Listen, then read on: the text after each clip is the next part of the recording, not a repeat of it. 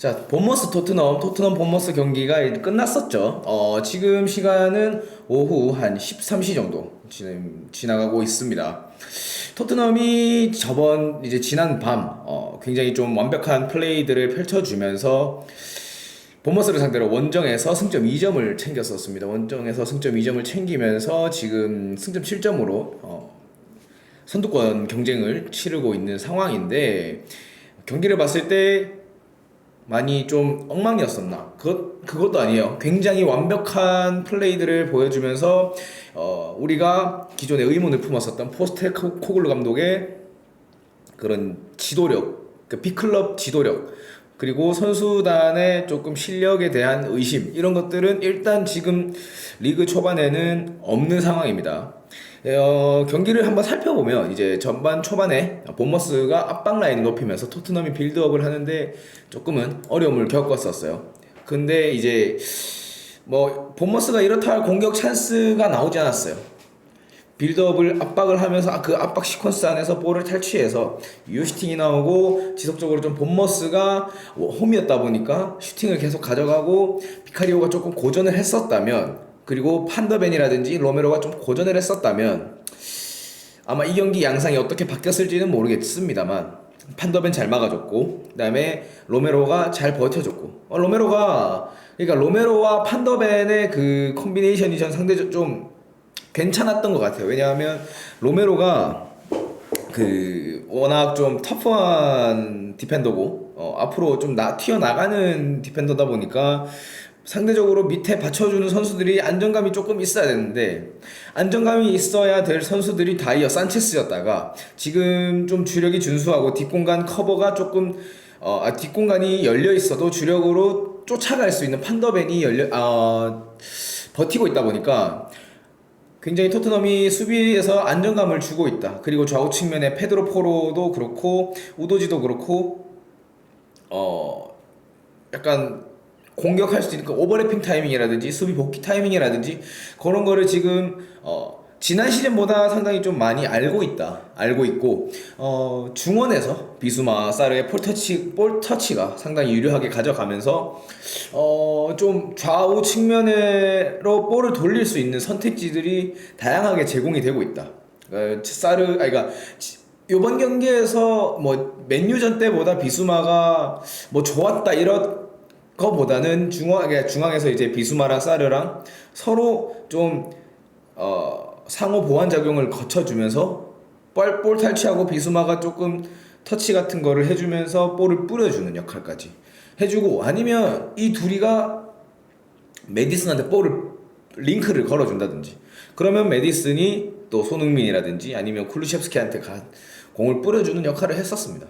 손흥민 선수도 중원에서 이제 공격을 풀기보다는 좀 측면에서 볼 운반이라든지 아니면 스프린트를 적당히 배분하면서 메디슨하고 같이 왼쪽 중앙 지역에서 찬스 메이킹을 해줬었고, 그리고 뭐 비수마 사르 메디슨의 비수마 사르의 그 연결이 결국 메디슨의 선제골도 만들었었고, 계속 이제 좀 이날 경기를 보면서 느꼈던 게, 토트넘이 지난 시즌 내내 보여줬던 약간 불안함, 그러니까 아까도 말씀드렸다시피 수비에서 불안함, 그리고 그런 거보다는 오히려 좀 잘 정돈됐어요. 좀 전형적으로 이제 B클럽들이 보여주는 뭐 라인 그 간격 유지, 그 다음에 좀 물론 공간이 나올 때도 있었습니다만 재빨리 다시 좀 커버가 들어가면서 확실하게 커버를 해줬고, 그러면서 본무스가 최대한 볼을 소유하지 못하게끔 만들어줬었고, 하다 보니까 조금 더 이제 포지션마다 연계성도 보여줬었고 잘 정돈된 모습을 보여줬었습니다.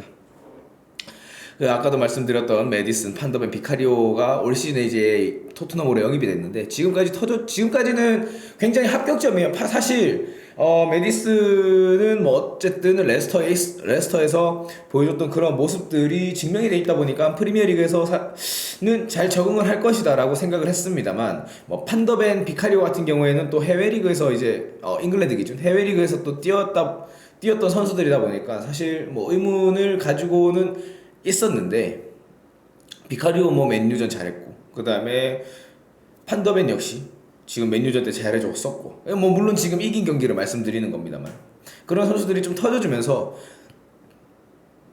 올 시즌에 이제 토트넘이 좀 경계해야 될 부분은 아마도 부상이 부상 관리, 그다음에 그러니까 선수단 전체적인 좀 관리를 좀 해주는 게 제일 시급한 과제이지 않을까 싶습니다. 왜냐하면 뭐 손흥민 선수 말고 케인도 이제 토트넘에 있을 때 부상으로 좀 막 못 나온 경기들도 꽤 있었고, 지금 뭐 이제 벤탄쿠르도 조만간 복귀를 할 겁니다만 아직까지 벤탄쿠르의 그 복귀도 좀 있고, 아직 뭐 선택지는 다양해요. 근데 벤탄쿠르가 워낙 큰 부상을 당했다 보니까 그 만약에 복귀를 했을 때도 제 폼을 쉽사리 찾지 못한다면 토트넘이 그 부분에 대해서 이 플랜 B를 또 만들어야 되기 때문에 이 부분에 대해서는 이제 선수단 전체의 부상 관리를 제일 좀 신경을 써야 될 부분일 것 같고, 토트넘이 이렇게 잘했습니다만 조금은 아쉬웠던 선수들 둘이 있습니다. 제 기준 둘인데, 일단 하나는 히샬리송, 그 다음에 하나는 쿠루셰프스키입니다.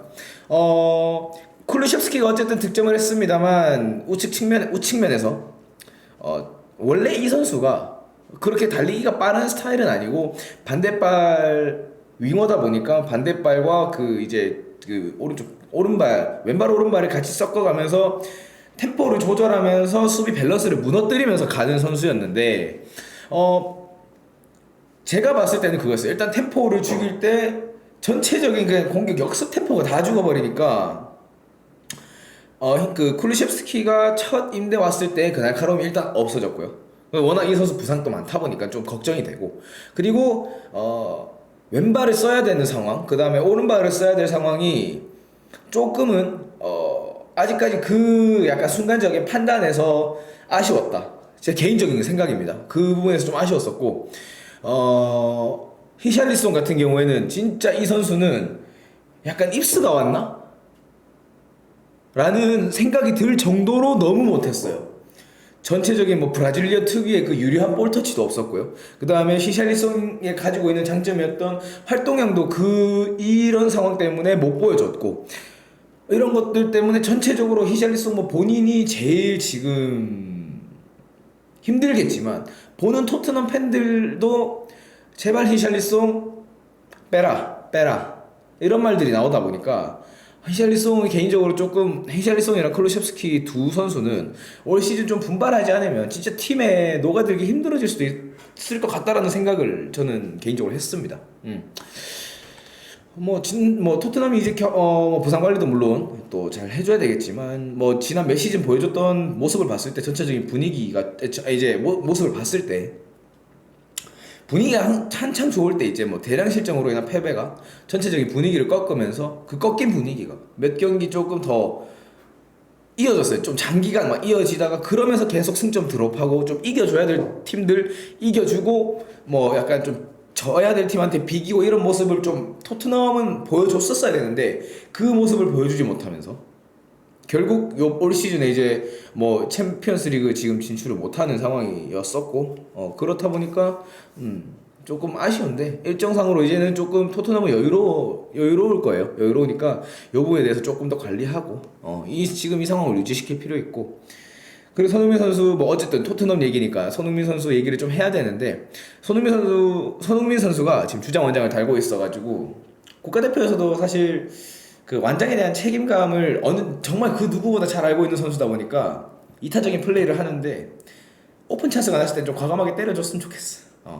확실한 오픈 찬스가 제가 경기를 봤었을 때 하나가 보였었는데, 그 하나에서 그거 진짜 흥민존이었었거든. 근데 슈팅으로 안 이어지고 좀 패스로 선택해서 사실 개인적으로 좀 아쉬웠다. 이런 말씀을 드리고 싶습니다. 뭐 어쨌든 경기에서 상당히 뭐 얼더 클린시트 했고 2대 0이었고, 그러니까 어쨌든 대량 득점이라기보다는 어쨌든 2득점 이상 하는 경기가 됐었고, 그리고 이적생들이 다 터져줬던 경기였었고, 그렇다 보니까 전체적으로 3박자가 고루 이렇게 맞아 들어가면서 완벽한 모습을 보여줬었다. 이렇게까지 하고 토트넘 후토크는 이렇게까지 하겠습니다.